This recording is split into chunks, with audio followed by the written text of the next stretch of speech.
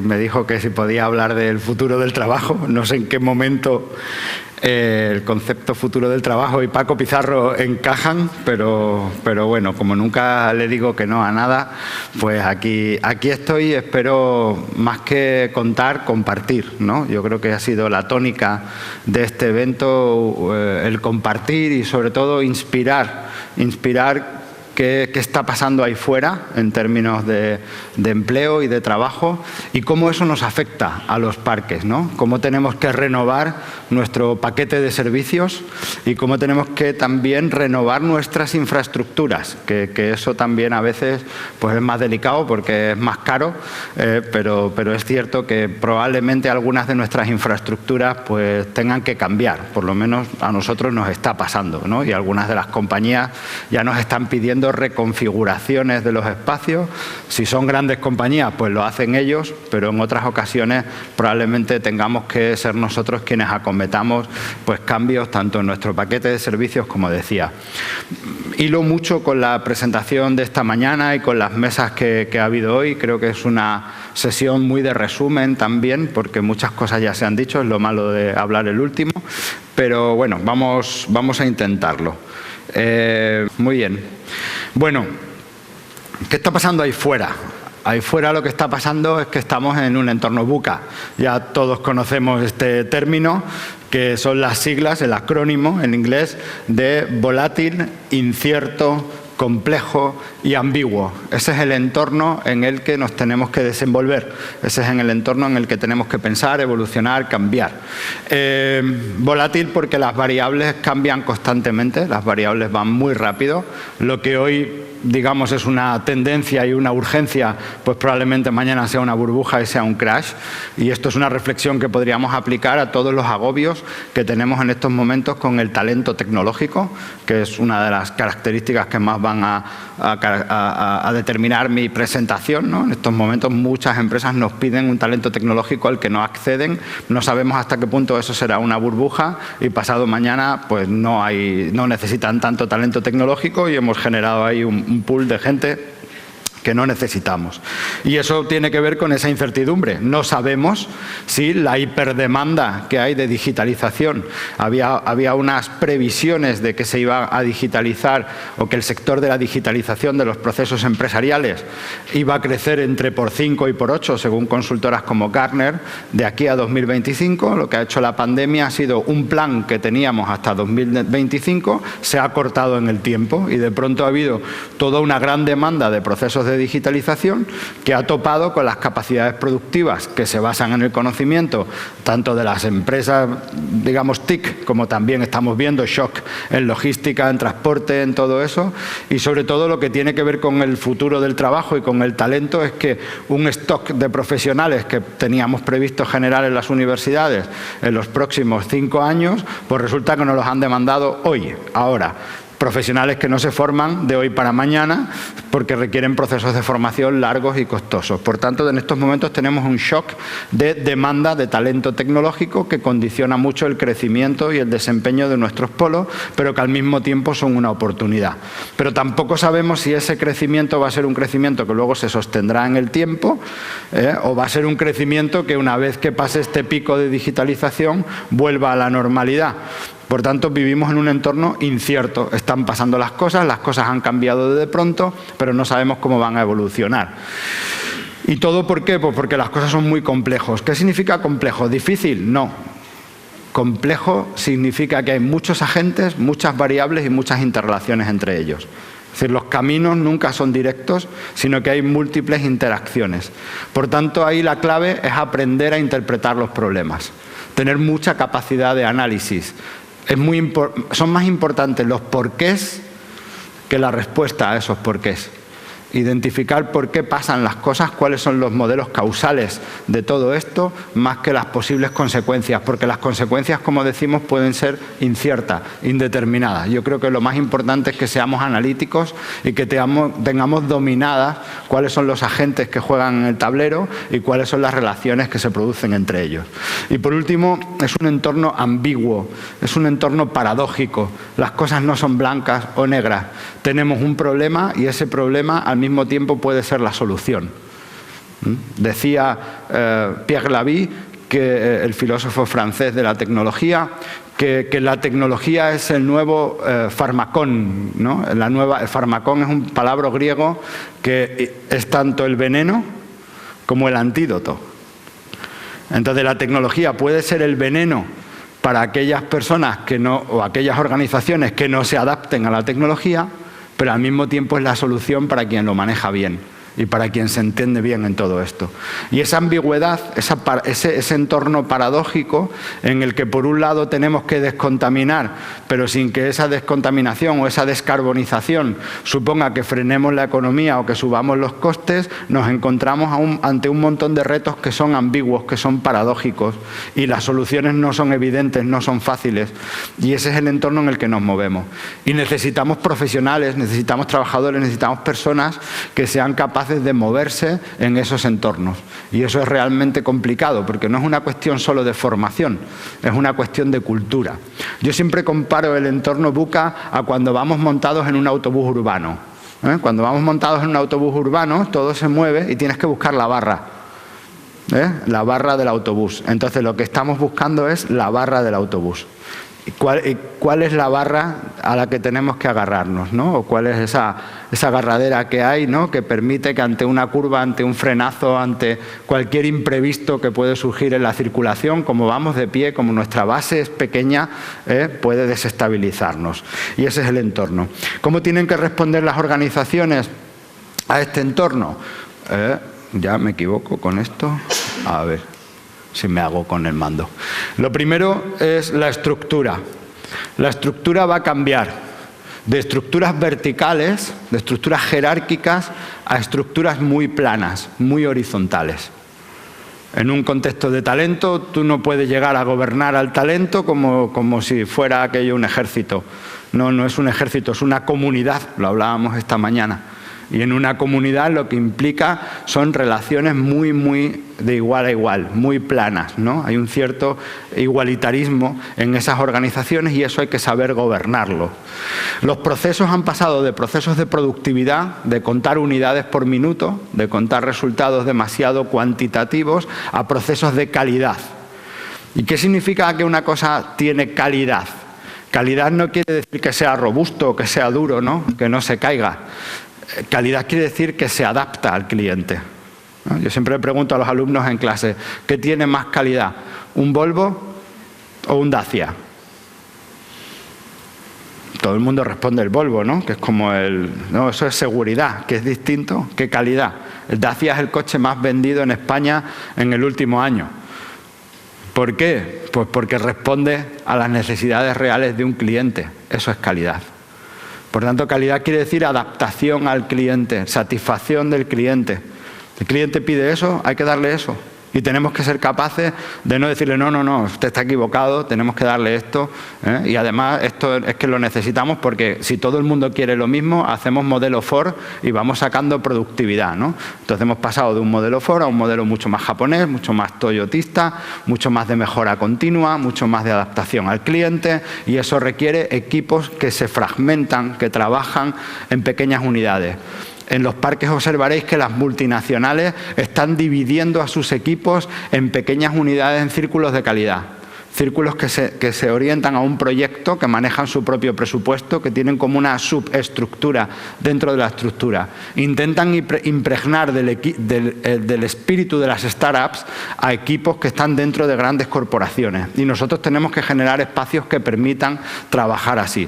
Es más, si viajáis a otros sitios más adecuados muchas veces a este tipo de cosas, veréis que las multinacionales están deslocalizando equipos a sitios como este.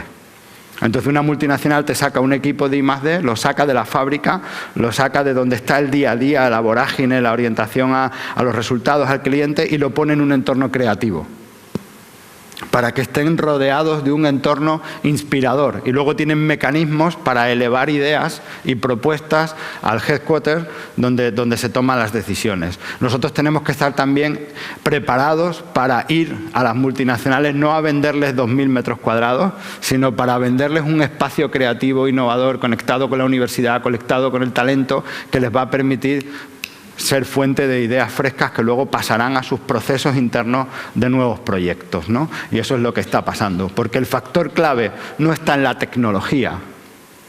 La tecnología es un commodity. Te puedes traer tecnología de cualquier sitio. La clave es el talento, la clave son las personas. Esa es la clave, esa es la diferencia competitiva. Está en la cultura organizativa, está en las personas, está en que seamos capaces de integrar al talento en las organizaciones. Y a partir de ahí, a esas personas que son personas creativas, las personas creativas son muy difíciles de gobernar, la gente con talento es muy difícil de gobernar, y talento no tiene que ver con formación. Hay gente que critica el concepto talento, hay una corriente muy fuerte que critica el concepto talento porque lo considera elitista, ¿no? Lo considera muy aristocrático, pero no lo es en absoluto, ¿eh? Uno puede tener talento en la tarea más básica, porque puede tener flexibilidad, orientación al cliente. En el sector de los cuidados, por ejemplo, lo percibimos mucho. La economía de los cuidados, que es una de las economías más crecientes, es donde más se valora el talento. Porque hay un talento que no se aprende, que tiene que ver con la empatía, con la sensibilidad, con ser capaz de cuidar, que es una gran palabra. Por tanto, yo no creo que sea talento. Talento es la capacidad de ser excelente en tu trabajo de una forma sostenida en el tiempo. Eso es talento. Ser excelente en tu trabajo, sea el que sea, y que eso no sea un pico de creatividad, no sea una inspiración, ¿eh? Hay gente que confunde también lo brillante con lo excelente. Brillante es alguien que puede tener de pronto un brote de creatividad, que lanza algo, pero tienes que esperar a que, ¿no? Para los que sois españoles y aficionados a los toros, no se trata de ser Curro Romero, hay que ser más Enrique Ponce, ¿no? Quiere decir, no se trata de que tengas una tarde que todo el mundo espera, sino que de forma continuada sepas que vas a ir y vas a tener un espectáculo, vas a tener algo bien, ¿no? Entonces no buscamos de pronto un genio que de pronto un día tiene una tarde brillante y nos arregla el mundo. Se trata de gente que es capaz de ir progresando, que se preocupa y que mantiene, y que ese crecimiento sostenido en el tiempo redunda en el conjunto de la organización, porque además es alguien capaz de relacionarse con los demás, relacionarse con el cliente, ser flexible, adoptar nuevas tecnologías. Esa es la clave, eso es lo que nos diferencia, eso es lo que nos va a permitir readaptarnos constantemente. Y por último, para gestionar a estas personas no puede haber una regulación. Es un problema de las normas de calidad. Cuando implantamos normas de calidad en las organizaciones se produce una cierta paradoja, y es que tenemos que implantar la calidad porque el entorno, los stakeholders nos lo exigen, pero por otro lado tenemos que tener cuidado de que esa calidad no rompa la creatividad. Por tanto, los procesos de calidad y todos los procesos de gobierno tienen que ser procesos participativos. Lo que más valora el talento no es el salario. Lo que más valora el talento es ser escuchado. Sin duda. Eso lo dicen todos los estudios, todos los análisis, te dicen que el talento lo que más valora es ser escuchado. Por eso hay gente que abandona una multinacional y se enrola en un proyecto emprendedor. Y esa es otra cosa.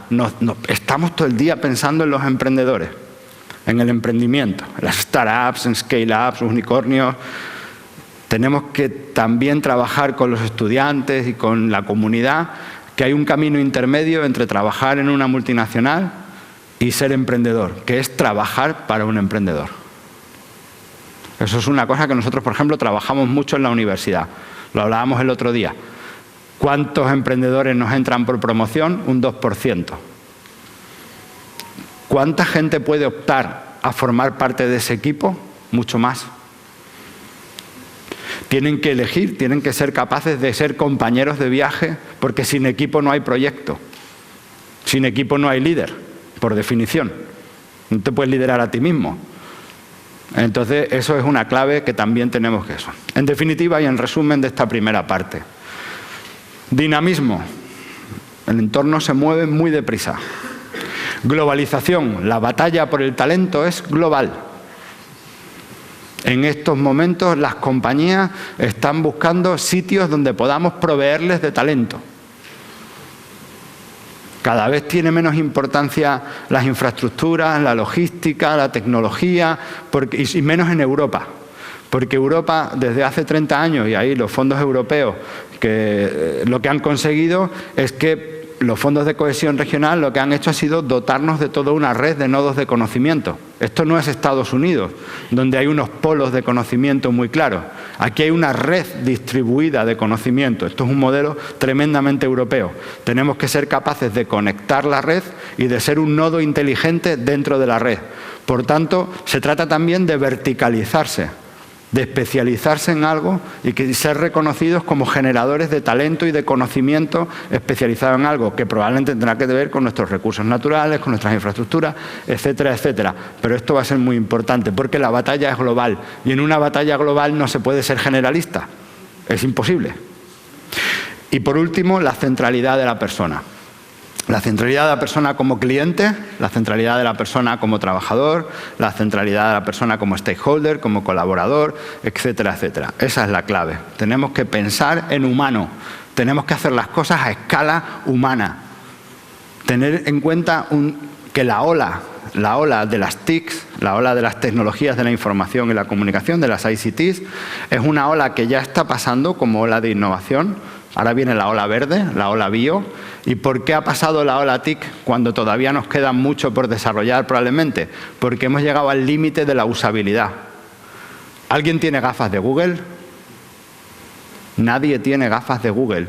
Hace 10 años alguien como yo, de estos que cuentan rollo, hubiera dicho que el futuro es llevar unas gafas de Google con realidad aumentada, realidad virtual. Eso acabas revuelto a los 2 días. Vamos, te las pones después de comer y no llegas a la siesta. Entonces, esa es la clave. Hemos llegado al límite de la usabilidad tecnológica. Hay gente que está haciendo ya campamentos de desconexión. Pensemos a escala humana, en las organizaciones, en el diseño de los parques, en el diseño de los servicios, en el diseño de la tecnología, biomímesis, que es muy importante. Voy a ver si me aclaro con el cacharro. Bien, esta no es he traído una presentación que no era. Bueno, esta es la que he decidido saltarme, porque me han dicho que acorte. He contado casi todo lo que aparece. Lo único que no he contado de esa diapo que no aparece es una cosa muy importante. Todo el mundo habla de aprender a aprender.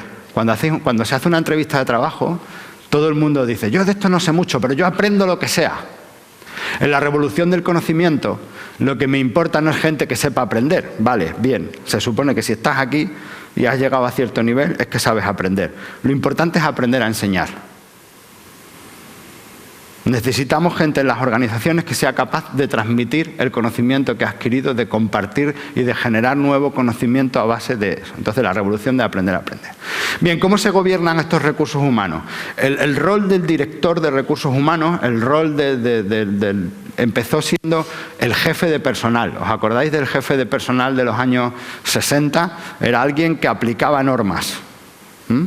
De ahí pasamos a un enfoque de productividad que era el enfoque de director de recursos humanos. Es decir, los humanos eran un recurso como cualquier otro y el objetivo era la productividad. Organizarlos de tal manera que la productividad fuera óptima. Después hemos tenido en la sociedad del conocimiento el director de talento, director de desarrollo de personas, carreras profesionales. Ya parece que la cosa apuntaba un poco más a que la organización era un espacio de crecimiento, que había que hacer un engagement y que la gente tenía que tal. Hoy en día las organizaciones más avanzadas, y pongo el caso de Singular, que es una empresa que está instalada en el Parque Científico de Extremadura, que ha salido a bolsa este mismo mes de noviembre, y la gente de Singular tiene una figura que se llama el Chief Happiness Officer, ¿no? El CHO. Nosotros tenemos también Chief Happiness Officer, ¿no? El CHO. Y entonces el Chief Happiness Officer se encarga de gestionar la felicidad de los empleados. La única forma en un mercado, ellos se dedican al desarrollo de software, por tanto en un mercado global hipercompetitivo que es capaz de captar talento sin que el talento se mueva de su sillón, desde su casa, se lo roban. La clave es que tú te sientas feliz en el sitio donde estás y que sientas que irte a otro sitio puede afectar a tu felicidad. ¿Y de qué depende esa felicidad? Vamos a decirlo primero en términos cuantitativos y luego vamos a lo cualitativo. Según ellos, supone aproximadamente un 10% del coste de personal de cada uno de ellos. Es decir, del presupuesto que implica tener un empleado es el salario, seguridad social, los costes de lo que gasta, de mobiliario, ordenadores, etcétera, etcétera, y tal. viajes, en fin, todo lo que te cuesta una persona. Bueno, pues a todo eso hay que añadirle un 10% más que tienen que ver con políticas dedicadas a su felicidad. O sea, tiene un coste y está determinado. Aproximadamente un 10% per cápita. Y cualitativamente, ¿qué tiene que ver? Opinión. Pedirles opinión a la hora de elegir. Si buscáis en Google, lo he copiado, vamos, o sea, que buscáis en Google singular Chief Happiness Officer y encontráis hay un artículo de un blog que lo explica y tal. Lo primero, opinión. A la hora de elegir proyectos, de elegir tecnología, jefe, escuchar a la gente, ¿no? Decirle, fulanito, mañana te vas a Marruecos. Y es como, no quiero, me voy. No me voy a Marruecos, me voy a mi casa. Entonces, hay que pedir opinión, hay que consultar y hay que sentir a la gente. Segundo lugar, flexibilidad.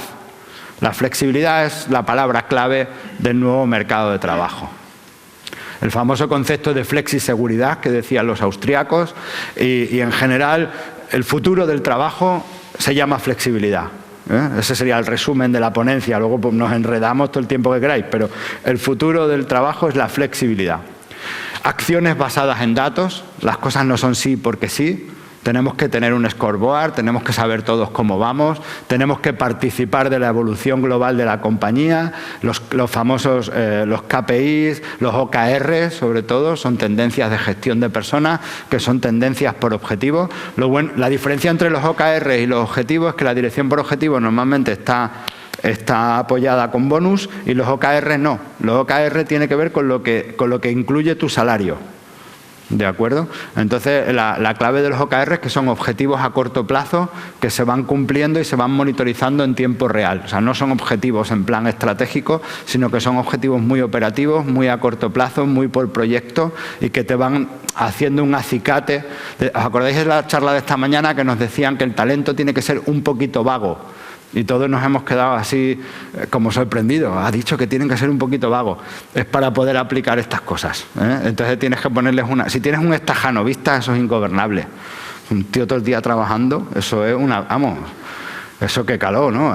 Que fatiguita. Y entonces, no, es mejor tener personas a las que podamos someterles a estímulos y podamos entre todos, bueno, pues ser un equipo y ir metiéndonos metas cortitas y tiene un punto ahí de felicidad muy importante. Los logros a corto plazo son un input fuerte de felicidad.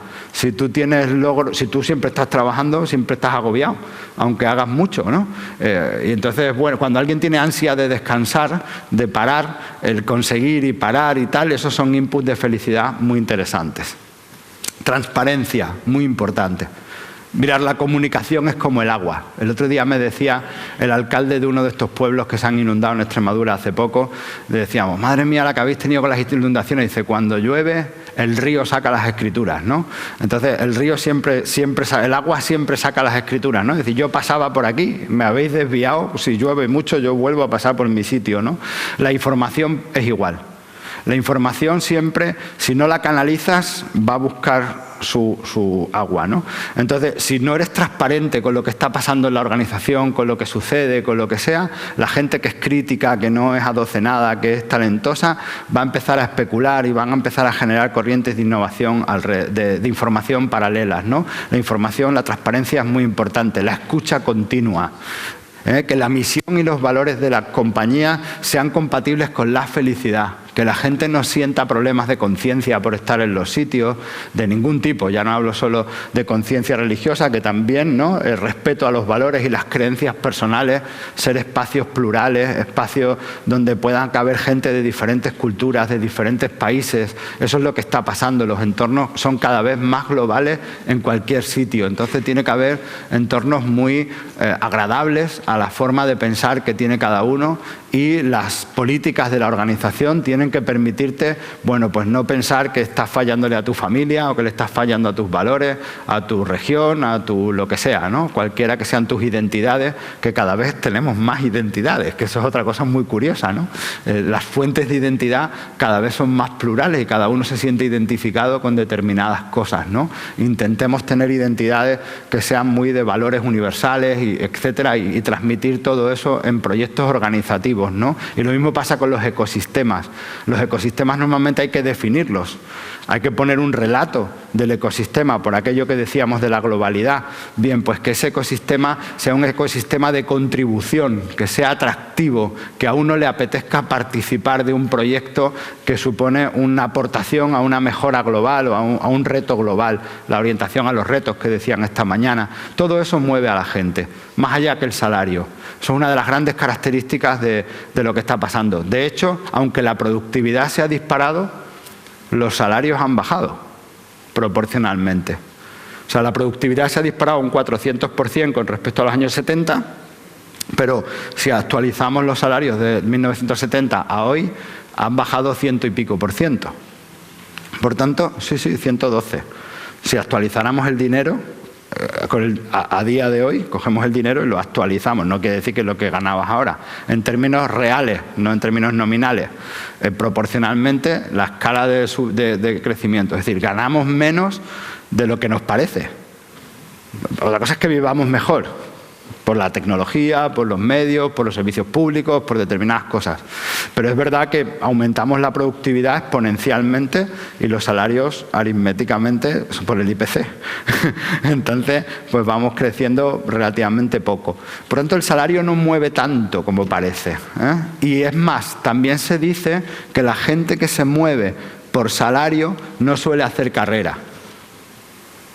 No suele hacer carrera.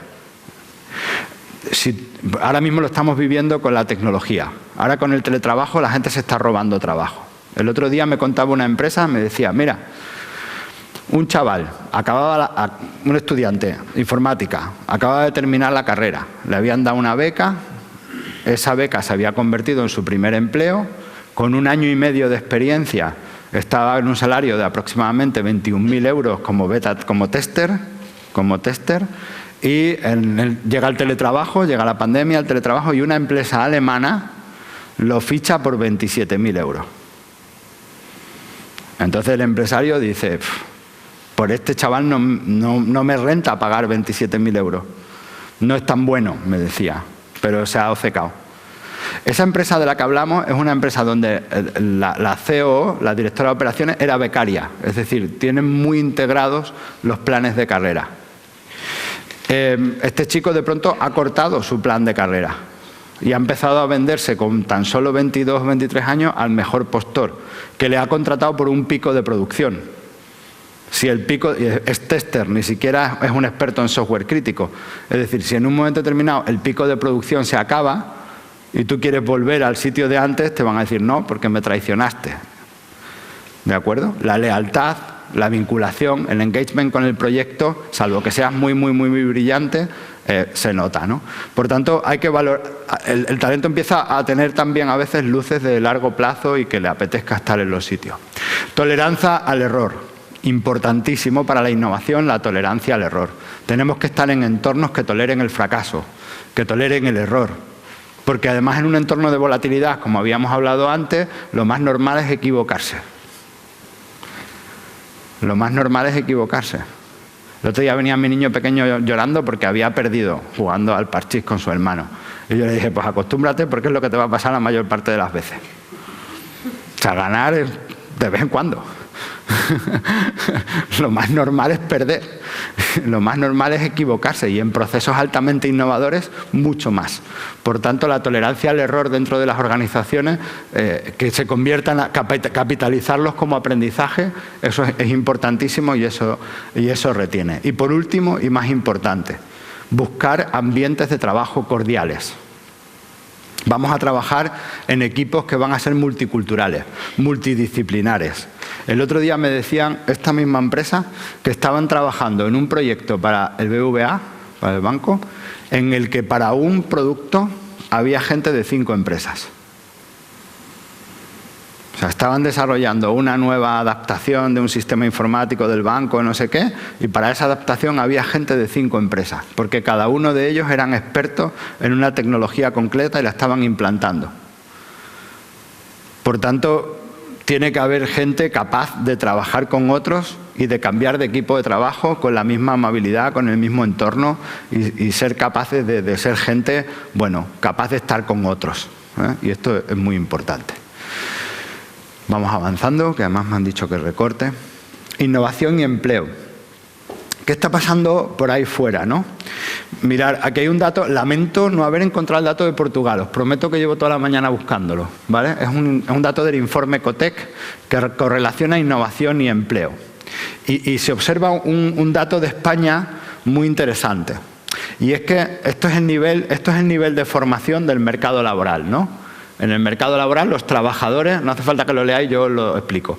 En el mercado laboral, aquí explica, esto es trabajadores de baja cualificación, de cualificación media y de alta cualificación, es decir, estudios superiores, estudios medios, estudios básicos. Y esto es el mercado laboral. Esta es la Unión Europea, 34% de trabajadores de educación superior, 48% de trabajadores de titulación media y un 17% de trabajadores con estudios básicos en el mercado laboral. Eso es la media de la Unión Europea. ¿Qué nos pasa en España? No sé si Portugal es igual o no. No por un tema, y es que aquí los politécnicos, la existencia de la figura de los politécnicos en Portugal es una cosa muy interesante que el sistema universitario español debería entender, porque están a caballo entre la educación media y la educación superior. Nosotros tenemos un reto en España de incrementar la formación profesional, y aquí se ve perfectamente, ¿no? Como países como Alemania tienen un grueso de formación profesional muy grande, ¿lo veis? ¿Veis en Alemania lo grande que es la barrita de la educación media, de la formación profesional? El otro día me decía un empresario del sector agroalimentario que tiene departamento de I+D, que tiene doctores en plantilla, que el talento que más valora y al que más veces le tiene que subir el sueldo y luchar por él son 2 electromecánicos que tiene en la fábrica. Un electromecánico es alguien de formación profesional, un técnico, ¿no? Dices que como se me vayan los electromecánicos y se me pare la máquina, se para la producción. La I+D en un momento determinado puede aguantar un stop, ¿no? Pero la máquina no puede hacer stop y el electromecánico es fundamental, ¿no? Empiezan a ser gente clave y escasa. Y eso es muy importante. Pero lo más importante que hay aquí es que donde mantenemos cifras altas de educación básica en el sistema productivo, quiere decir que estamos ocupando demasiada fuerza de trabajo en tareas de bajo valor añadido.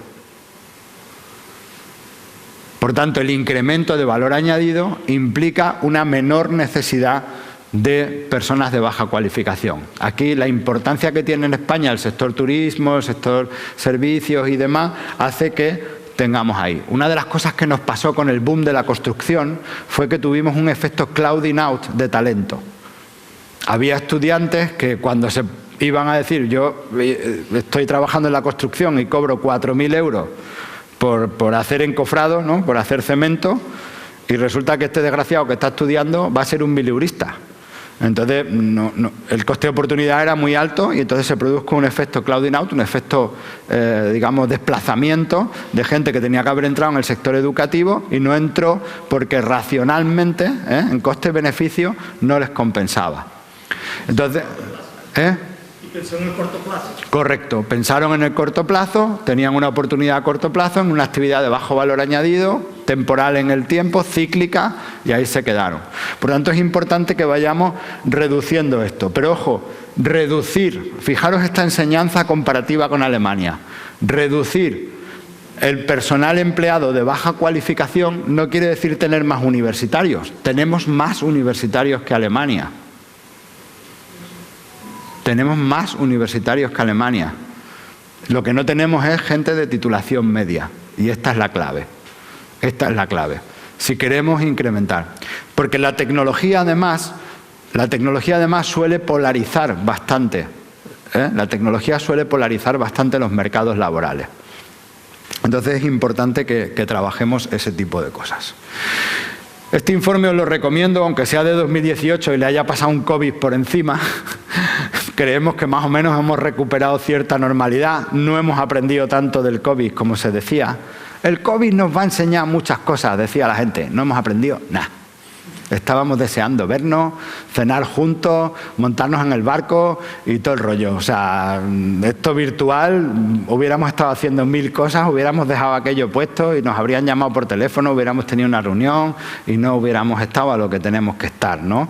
Y no hubiéramos estado charlando ahí en la comida, no hemos aprendido nada, a nosotros nos gusta relacionarnos y no hemos aprendido tanto como se dice.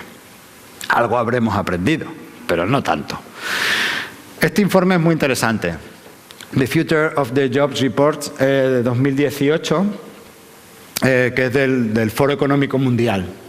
Y ahí lo que dice es esa gran preocupación que tenemos en estos momentos acerca de si la tecnología destruye empleo. Volvemos otra vez a lo que decíamos del farmacón. El futuro del empleo es paradójico. ¿La tecnología genera empleo o destruye empleo? Esa es la gran pregunta. ¿Cuál es el futuro del trabajo? ¿El futuro del trabajo va a ser la sociedad del no trabajo? ¿Os acordáis el debate sobre la renta universal?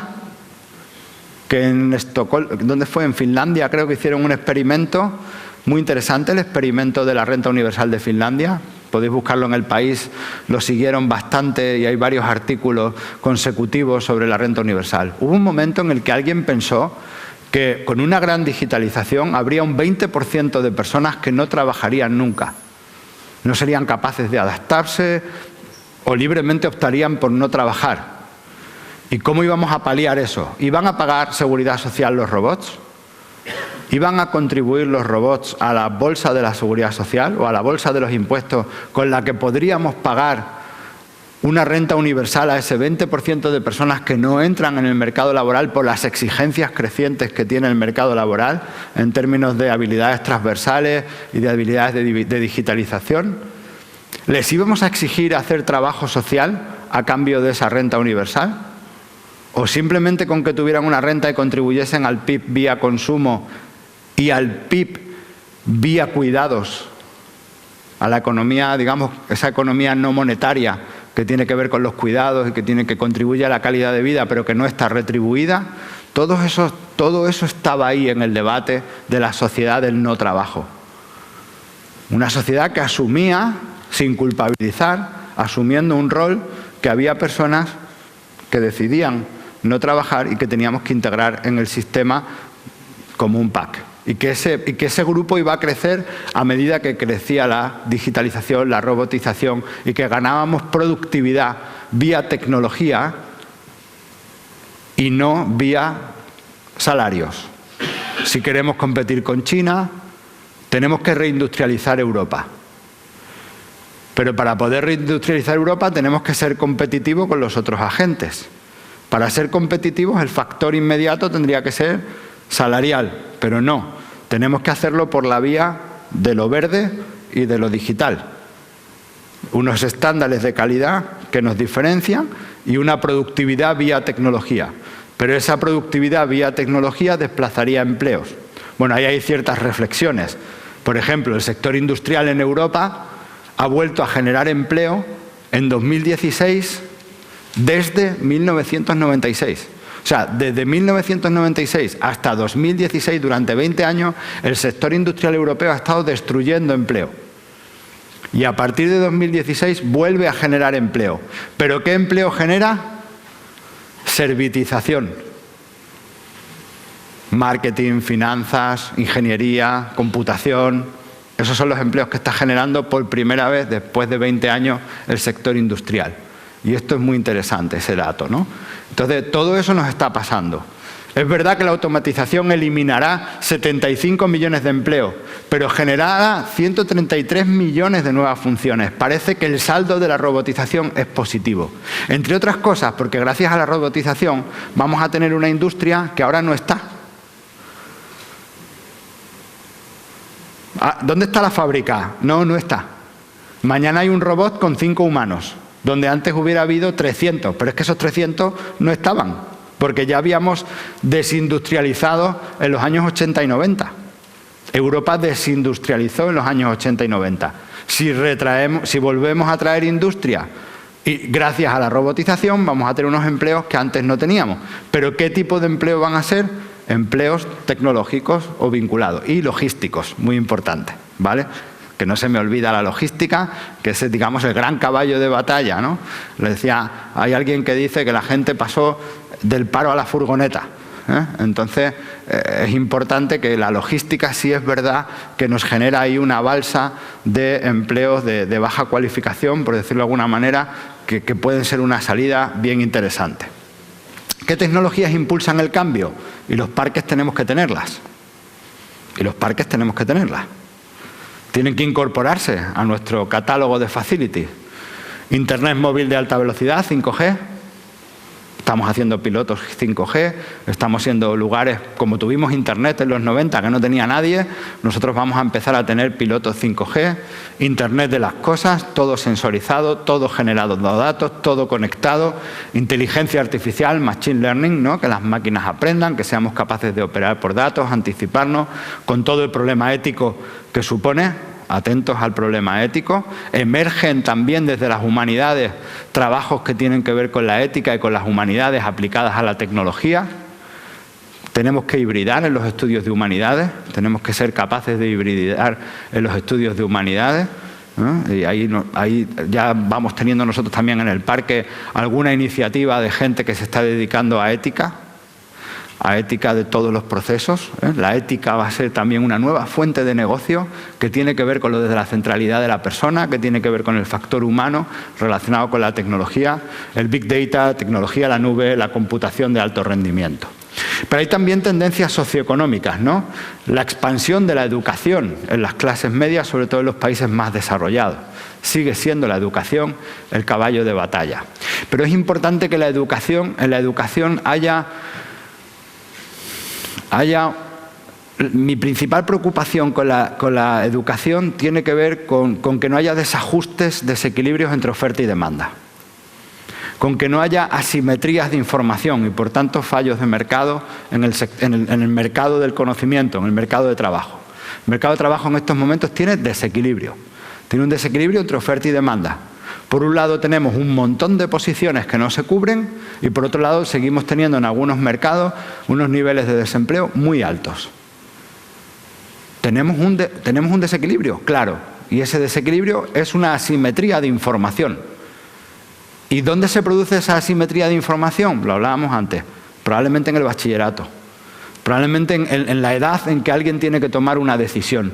Y que probablemente no sabe cuáles son todas las salidas que te ofrece la veterinaria o cómo se trabaja desarrollando software, en qué consiste desarrollar software y cómo se traduce y de qué va esto, ¿no? Y que tiene creatividad, por ejemplo, y que tiene una capa de diseño muy importante y que tiene toda una serie de cosas que pueden resultar estimulantes para alguien que a lo mejor no lo conoce y que le parece mucho más estimulante, si es creativo, hacer bellas artes, por ejemplo, ¿eh? O estudiar historia del arte o algo así, ¿de acuerdo? Ahí hay una serie de elementos muy interesantes.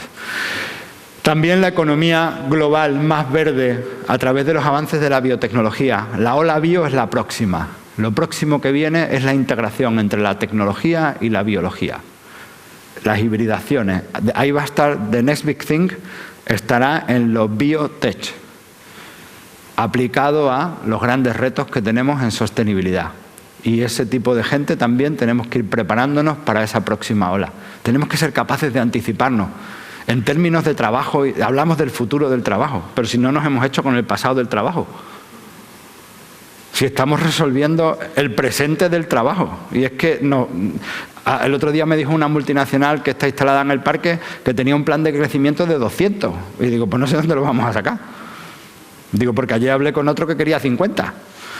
Entonces, en estos momentos en nuestro parque tenemos una demanda de 500 profesionales del software, la tecnología, marketing digital, etcétera, etcétera. En Cáceres, Badajoz, que no tendréis en Barcelona.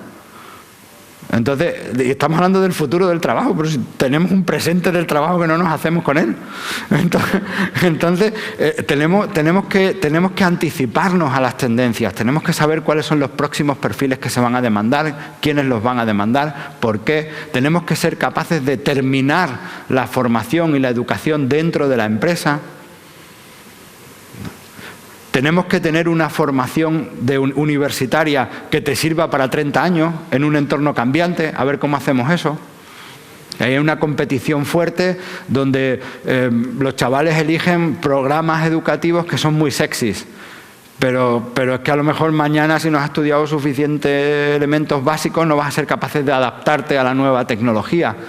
Y ahí tenemos también un debate en el mercado del conocimiento, donde lo que queremos es lanzar productos de conocimiento que funcionen muy bien. Y debemos consensuar cuáles son las bases que te van a permitir ser flexible a futuro y a partir de ahí terminar la formación trabajando, formación a lo largo de toda la vida, etcétera, etcétera, ¿no?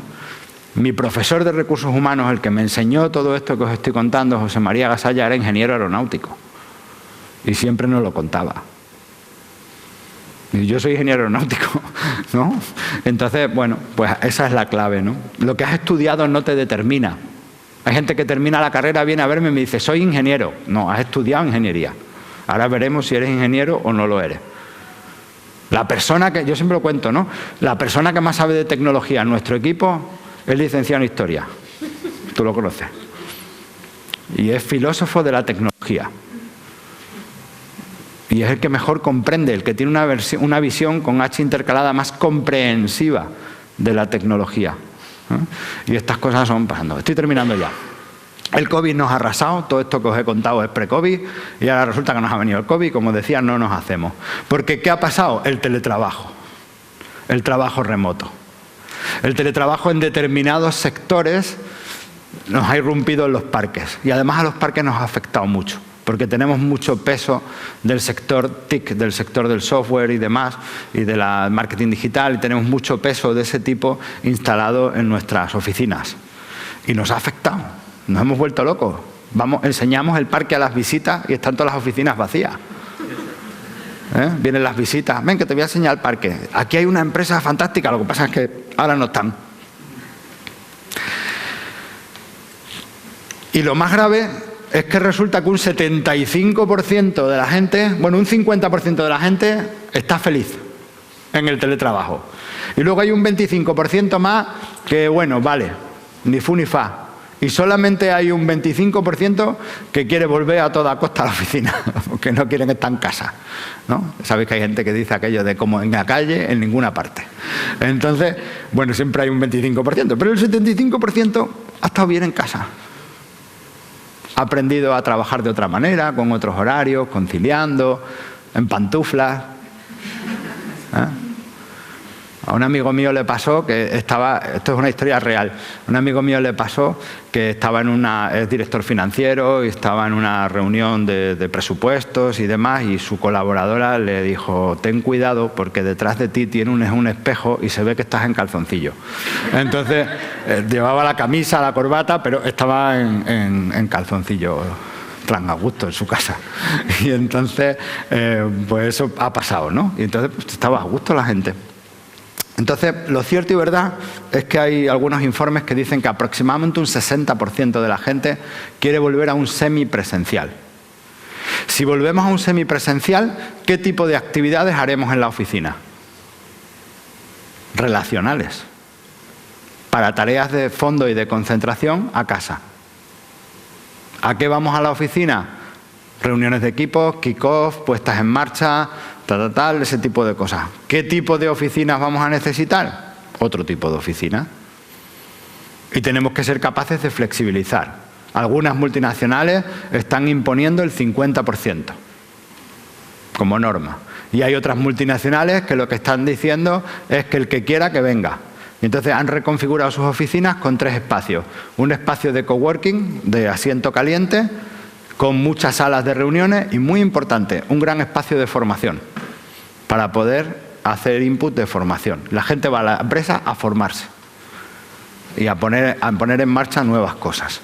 ¿Qué dificultades han tenido en casa la gente? Problemas de internet. Lo digo también porque los parques van a poder ofrecer espacios no solamente a multinacionales, a startups o a empresas, sino a profesionales que están trabajando para empresas de Estados Unidos, de Israel. A nosotros nos está pasando mucho. Nosotros hemos identificado que con el teletrabajo nuestras empresas han perdido mucha gente y han sido fichados por gente de fuera. O sea, en estos momentos, solo en Extremadura, tenemos identificado unos 150 profesionales del software. Eso es mucho, ¿eh? En una población de 1 millón de habitantes. donde el software es aproximadamente el 3% del PIB, tenemos 150 profesionales que están trabajando para compañías de Silicon Valley, de Canadá, de Israel, de Alemania. Son los principales mercados que se están llevando gente, que están duplicando, triplicando su salario en la oficina, desde su casa. Y esos a veces nos piden asilo en el parque por salir de casa. O también porque a veces necesitan una conexión que no les falle, necesitan no cruzarse con los quehaceres domésticos, necesitan un espacio porque falta un espacio para trabajar tranquilo a partir de cierta hora. Es decir, por la mañana estoy muy a gusto, pero en cuanto que llegan los niños del cole, no sé qué, no sé cuánto, si tengo que hacer algo un poco más de una vídeo, necesito un espacio solamente de un par de horas para hacer una vídeo con buena conexión y que nadie me moleste. Entonces tenemos que flexibilizar también el acceso a nuestras infraestructuras, que puede ser puntual, con gente además que nos da mucho input al ecosistema. Y no podemos permitir que esa gente, que esto es muy importante, se salga del ecosistema. Es decir, como ya no trabaja en una de las empresas del parque, se sale del ecosistema. ¿De acuerdo? Y esto es muy importante. Bien, os recomiendo este libro. Albert Cañigueral, El trabajo ya no es lo que era. Os recomiendo muchísimo este libro, ¿eh? Y es muy importante de este libro, dice muchas cosas. Lo más importante es que hace hincapié en esta figura, los slashers. Los slashers son gente que tiene muchos trabajos. El trabajo único que te ocupa todo tu tiempo. Y no es lo malo que tengan muchos trabajos, es que tienen muchas identidades laborales. Ese concepto es muy interesante. Que tú ahora te autodefines por tu trabajo. ¿Tú qué eres? Yo soy catedrático de universidad. ¿De qué área? De moléculas de física cuántica. Y entonces te autodefines. Yo soy catedrático de Universidad de Física Cuántica. Soy médico. Los médicos son muy de decir, soy médico. Nadie se lo ha preguntado, pero por si acaso lo dicen. Soy médico. Esa es una identidad. Cada vez más vamos a tener gente que tiene muchas identidades laborales, que ha hecho de su hobby una fuente de ingresos a media jornada, que trabaja por la mañana en lo que le gusta y por la tarde en lo que le apetece, y ese tipo de cosas, ¿no? Y esos slashers forman parte del sistema, de modo tal que las organizaciones ya no son la suma de personas, sino que son la suma de capacidades. Y las personas esas ya no pertenecen a las organizaciones, sino que pertenecen a los ecosistemas. Si las personas ya no pertenecen a las organizaciones, sino que pertenecen a los ecosistemas, el ecosistema no se puede permitir personas y sus capacidades porque de pronto estén trabajando desde su casa por una empresa de Silicon Valley. Y resulta que aunque estén en Cáceres, pertenecen al ecosistema de Silicon Valley. Nosotros tenemos que intentar que aunque trabaje para Silicon Valley, siga perteneciendo al ecosistema de Cáceres, porque tiene un conocimiento y tiene unas relaciones que me interesan para mi ecosistema. Y tengo que ser capaces de darle espacios de participación y espacios de conexión, y que en esa multiidentidad que tiene, digamos, desarrollen software para Silicon Valley, pero hagan formación para el ecosistema de Cáceres. Y esa es una clave muy interesante para los parques. Termino de verdad, lo prometo. Esto es una iniciativa que hemos puesto en marcha porque no éramos capaces de encontrar gente. Entonces, ¿qué pasa con un ecosistema como el nuestro? Esto al de Barcelona no le va a pasar, pero a ti de Coimbra te puede pasar. Nosotros históricamente hemos emigrado mucha gente. Somos tierra de emigración.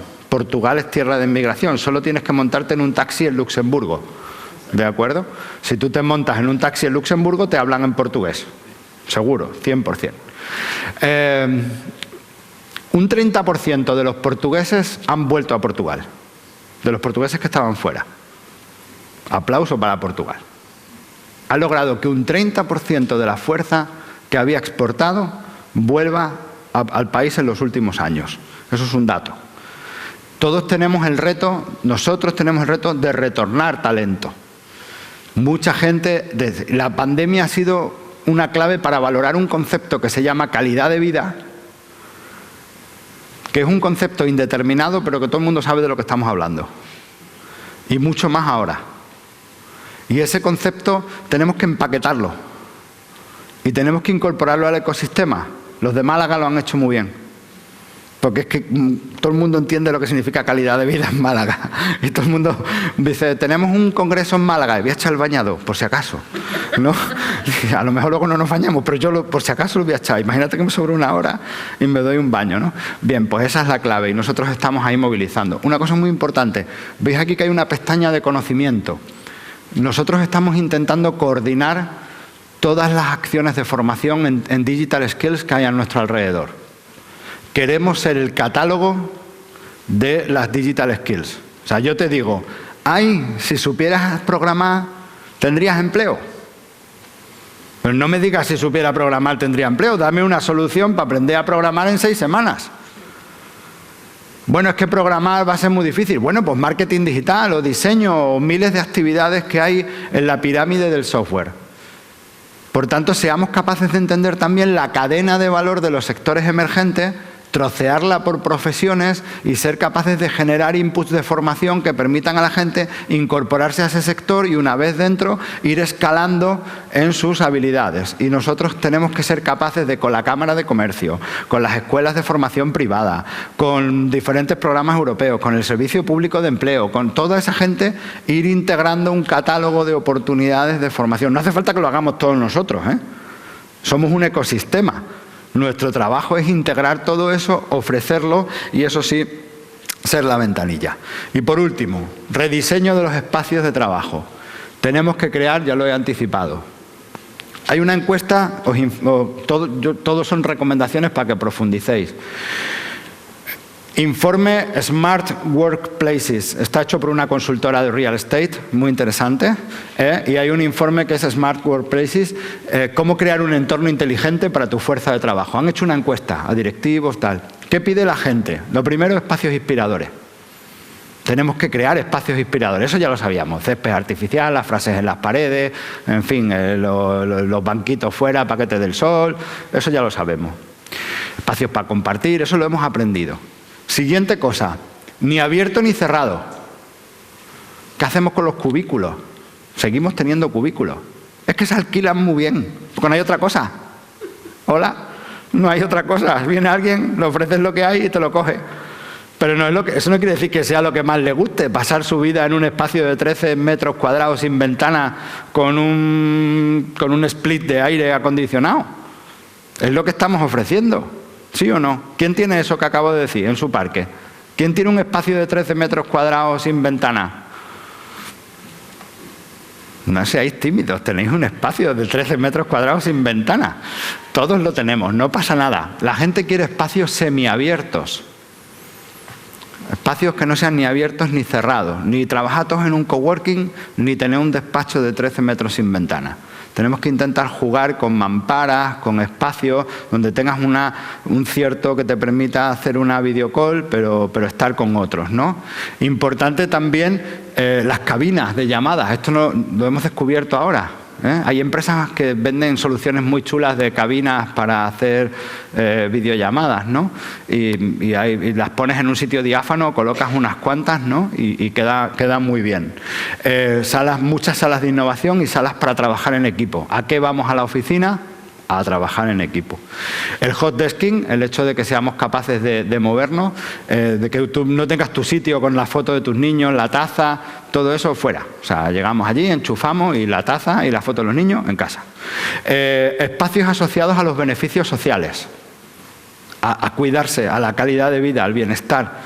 Tener espacios como gimnasios, salas de formación, ludoteca, que te puedas ir con los críos tengo una reunión. ¿Qué hago con los niños? Pues te los llevas allí, hay una cuidadora, los niños juegan un rato, tú atiendes tu reunión y te los llevas. Y nosotros tenemos uno de los espacios, lo tenemos, gestionado por el ayuntamiento. Y os digo una cosa, la gente está dispuesta a pagar su cuota de la ludoteca. Es sostenible, es un negociazo, puede ser la unidad. Es más, los fines de semana podéis dar cumpleaños. Y funciona muy bien. Y la gente lo agradece, o sea, de pronto empieza a venir gente con tal de tener la ludoteca, impresionante. Y campamento de verano, luego en la época en que no hay cole. Comedores, lógicamente, espacios para comer sano y demás. Poner manzanas en las máquinas. Y termino con esto es Castellana 25 de Accenture, que es la oficina hecha post-COVID, que acaba de inaugurar Accenture, y vais a ver todo esto que yo os he contado en espacios. Mirad la gente aquí trabajando, espacios que son, veis, semiabiertos. Estoy aquí pegado a la pared, no es un coworking exactamente, tengo las cabinitas, espacios de este tipo, sitios donde sentarme. Es modelo Starbucks. ¿Sabéis cuál es el lema de Starbucks? ¿Cuál es la visión de negocio de Starbucks? Quiere que sea el sitio donde más a gusto esté después de tu casa. Ese es el open call de Starbucks. Y es un concurso de ideas. Si tú tienes una idea, y por eso no todos los Starbucks no es todo igual. Tiene diferentes rincones porque cada uno está en su casa de una manera. Y nada más, he terminado. Muchísimas gracias y ya nos vemos.